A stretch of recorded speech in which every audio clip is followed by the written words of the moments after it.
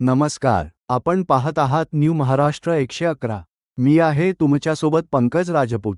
आजची सर्वात मोठी राजकीय बातमी, धनुष्यबाण चिन्हावरून उद्धव ठाकरे यांचं मोठं वक्तव्य. शिवसेना उद्धव बाळासाहेब ठाकरे पक्षाचे प्रमुख उद्धव ठाकरे यांनी धनुष्यबाण या निवडणूक चिन्हाबाबत मोठा दावा केला आहे.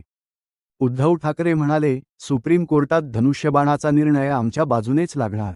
तसेच त्यांनी असा इशाराही दिला की धनुष्यबाण हे पक्षचिन्ह आम्हालाच मिळेल, नाहीतर ते गोठवलं जाईल. उद्धव ठाकरे यांच्या या विधानामुळे राज्याच्या राजकारणात पुन्हा एकदा चर्चांना उधाण आलं आहे.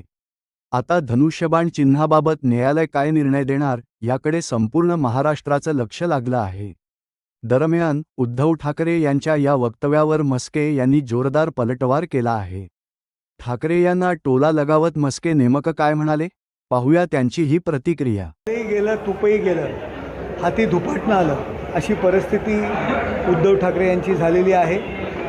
रोज शेकडो पदाधिकारी, कार्यकर्ते, माजी आमदार, खासदार, आता आजी कोण नाही आहे, ते सर्वजण त्यांना सोडून चालले.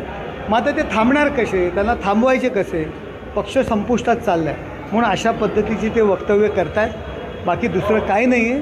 कार्यकर्ते, पदाधिकारी थांबवण्याकरता अशा पद्धतीचं वक्तव्य त्यांनी केलेलं आहे.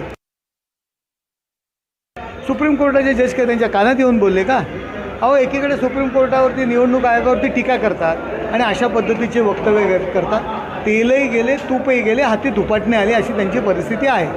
म्हस्के यांच्या या प्रतिक्रियेनंतर हे प्रकरण आणखी तापलं असून दोन्ही बाजूंकडून आरोप प्रत्यारोप सुरूच आहेत. मात्र धनुष्यबाण चिन्हाबाबतचा अंतिम निर्णय न्यायालयीन प्रक्रियेनंतरच स्पष्ट होणार आहे. या संपूर्ण प्रकरणावर तुमचं मत काय? उद्धव ठाकरे यांचा दावा योग्य वाटतो का की म्हस्के यांचा पलटवार?